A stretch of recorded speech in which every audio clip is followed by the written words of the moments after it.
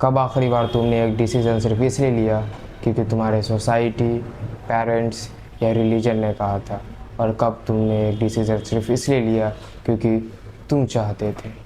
आज़ादी का मतलब सिर्फ चॉइसेस करना होता है, या फिर अ, अपने रूह को, अपने स्पिरिट को किसी की आइडियोलॉजी के सामने सबमिट करना होता है। आजकल के लोग बहुत जल्दी अपने स्पिरिट को, अपनी रूह को किसी भी एक स्पेसिफिक आइडियोलॉजी के सामने सबमिट कर देते हैं बहुत जल्दी, क्योंकि इट्स कंफर्टिंग। उसके आगे आपको सोचना नहीं पड़ता, आपने एक वे ऑफ स्टाइल पहले से ही डिसाइड कर लिया बिना किसी कॉन्फ्लिक्ट और प्रॉब्लम के। एक जर्मन फिलोसोफर ने कहा था कि हर इंसान 3 मरतबा जन्म लेता है, पहले ऊँट की तरह, फिर शेर की तरह, और आखिर में एक बच्चे की तरह। इसे उस जर्मन फिलोसोफर नीचा ने कहा the 3 metamorphoses of the spirit. Today we are going to discuss the 3 stages of the spirit as described by the German philosopher Friedrich Nietzsche.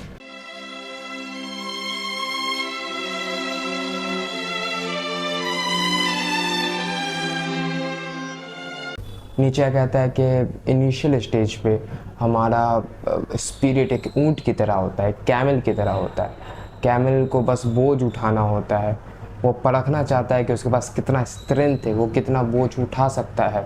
बोझ मेटाफर है ओल्ड वैल्यूज़, ट्रेडिशनल वैल्यूज़, जो moral duties होती है, जो societal norms होते हैं, जो आपके पापा ने, आपके टीचर ने, और या फिर आपके रिलीजियस स्क्रिप्चर्स ने आपको कहा है, जो इनहेरिटेड वैल्यूज़ होते हैं, उसी को नीचे मेटाफर में यूज़ कर रहे हैं लोड्स, वेट। और उसको उठाता है कैमल। कैमल बिना क्वेश्चन किए हुए उन चीज़ों को उठाता है और डिज़र्ट क्रॉस करता है। डिज़र्ट में वो उसे अपने पे लाद के वो बढ़ता रहता है। तो ये मेटाफर यूज़ कर रहे हैं नीचे, the weight bearing camel. The camel does not question the load, he prides in himself the strength to carry on the load. ये ऊँट, ये कैमल, ये सारे ओल्ड वैल्यूज़, ट्रेडिशनल इथिक्स, और या फिर सोसाइटल नॉर्म्स और सोसाइटल ड्यूटीज़, इन सभी को अपने पे लाद कर वो आगे बढ़ता है ज़िंदगी में। कैमल को नीचे ने यूज़ किया है मेटाफर के लिए, एंड्योरेंस दिखाने के लिए, डिसिप्लिन और सेल्फ डिनायल और ओबीडियंस। सो नीचा नहीं कह रहे कि ये फर्स्ट स्टेज एक यूजलेस है, लेकिन this camel stage of the spirit must be overcome. हमें इससे ऊपर निकलना पड़ेगा। ये फर्स्ट स्टेज है, इस पर रुकना मुनासिब नहीं है, इस पर रुकना एक बेवकूफ़ी होगी। आजकल के कैमल कौन है, आजकल के ऊँट कौन है हमारे ज़माने के? वो लड़का जो, वो टॉपर जो एग्ज़ाम्स क्रैक करता है लेकिन उसे पता नहीं वो क्यों पढ़ रहा है, बस एक ट्रेडिशनल वैल्यूज़ को अपने ऊपर लाद के ज़िंदगी में आगे बढ़ रहा है। हर वो good child, ideal child, good citizen जो एक पॉलिटिकल पार्टी की आइडियोलॉजी को अपना एक इटर्नल ट्रूथ, एब्सोल्यूट ट्रूथ मान के ज़िंदगी में आगे बढ़ रहा है, वो एक कैमल है, वो एक ऊँट है नीचा के हिसाब से। और ये stage of spirit must be overcome. इससे ऊपर हमको निकलना पड़ेगा, और हर इंसान को ज़रूरी है कि वो इस स्टेज को ओवरकम करे। At some point the camel realizes all the values, all the things that he is carrying, making him a slave, not a noble person, and that he must let go some of the values, some of the loads, in order to overcome the stage and transform into the lion, which is the second stage of the spirit according to Nietzsche.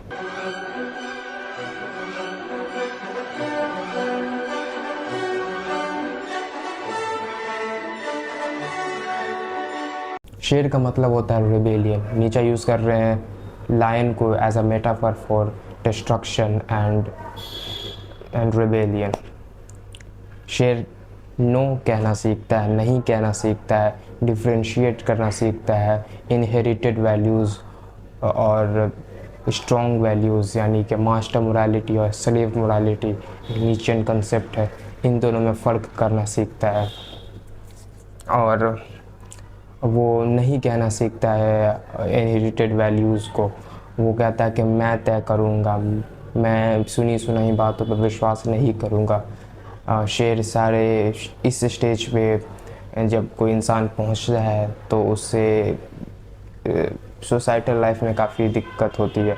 उसे अपने teachers, parents और अपने सारे दोस्तों, society, religion, political party, इन सब से दूरी बनाना पड़ जाता है, क्योंकि वो इनहेरिटेड मोरालिटी, इनहेरिटेड बिलीव्स पे बिलीव नहीं करता है, उस पर शक करता है, उसके बारे में स्केप्टिकल रहता है।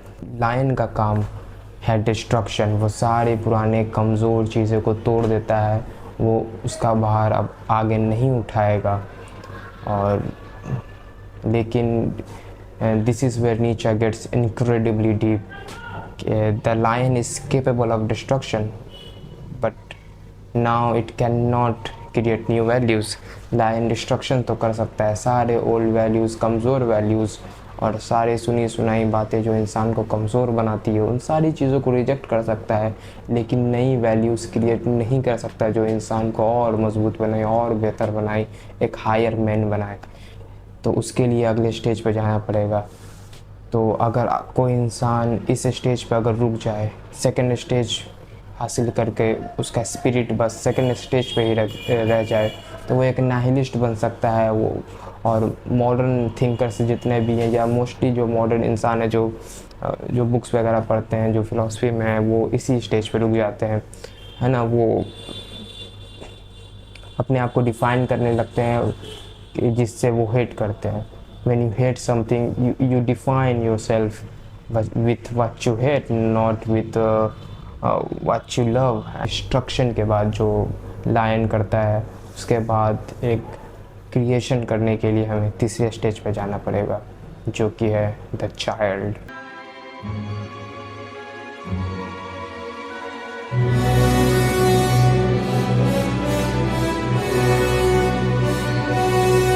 नीचे कहता है कि the ultimate stage of human consciousness is not the lion, it is the child.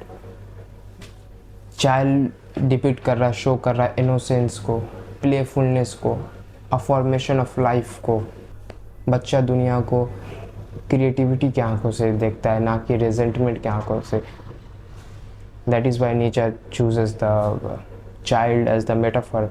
Camel उठाता है, लायन तोड़ता है और बच्चा नया क्रिएट करता है। बच्चा दुनिया को देखता है जैसा वो है और दुनिया को एक नया मीनिंग देता है।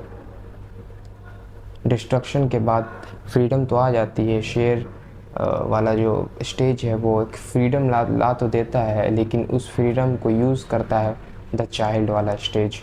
शेर वाले स्पिरिट के पास सिर्फ फ्रीडम था, बच्चे के पास फ्रीडम, क्रिएटिविटी दोनों है। और ये सारी प्रॉब्लम, परेशानी और हॉरर देखने के बाद, ज़िंदगी के सारे हॉरर परेशानियाँ देखने के बाद, ये तभी भी ज़िंदगी को हाँ कहता है, यस कहता है और ये क्रिएट करता है new values, new life, new world out of his own will. वो अपने विल से, अपने पावर से, अपने प्लेफुलनेस से, अपने अफॉर्मेशन से, अपने क्रिएटिविटी से, अपने इनोसेंस से एक नई दुनिया इन्वेंट करता है, एक नई दुनिया बनाता है। उस दुनिया बनाने वालों को नीचे ने मेटाफोरिकल नाम दिया है द चाइल्ड। तो सवाल है कि आप किस स्टेज पे हो? क्या आप पुराने ओल्ड वैल्यूज़, मोरल ड्यूटीज़ और पुरानी चीज़ों का सिर्फ बोझ उठा रहे हो, या फिर आप सेकंड स्टेज पे हो, आपने सारी कमज़ोर चीज़ें जो आपकी ज़िंदगी को रोक रही थी आपने उसे डिस्ट्रॉय कर दिया, या फिर तीसरे पे हो, आप अभी क्रिएशन कर रहे हैं किसी चीज़ का। लाइफ का एंड गोल ओबीडियंट होना भी नहीं है, लाइफ का एंड गोल रेबेलियस होना भी नहीं है। लाइफ का एंड गोल है बिकमिंग। लाइफ का एंड गोल है बिकमिंग। नीचे कहता है कि इंसान एक ट्रांजिशनल फेज में, एक बीस्ट, एक जानवर से ओवरमैन, एक ऊंचा वाला इंसान, एक सुपरमैन के बीच का एक रस्सी की तरह इंसान। A man is a rope over an abyss fashion between a beast and a overman, कि इंसान एक बिकमिंग है, इंसान एक ट्रांजिशनल फेज़ में हमेशा रहता है। हर इंसान, ये जो ह्यूमैनिटी है ये एक ट्रांजिशनल फेज़ में रहती है। Nietzsche writes one must still have chaos in himself to keep birth to a dancing star. तो हर इंसान के अंदर chaos होता है, तो उस chaos को दबाना नहीं है हमें, उस इंस्टिंक्ट को दबाना नहीं है, उस इंस्टिंक्ट प्राइमोडियल जो इंस्टिंक्ट है हमारे अंदर और जो विल है, हमारे जो एम्बिशंस हैं, उनको मिलाकर एक हारमोनियस मिक्सचर बनाकर हमें चाइल्ड बनना चाहिए आगे ज़िंदगी में। और हमें हमेशा एक बिकमिंग की तरह देखना चाहिए हमारी ज़िंदगी को, ना कि किसी एक रुके हुए स्टेज की तरह। Thank you.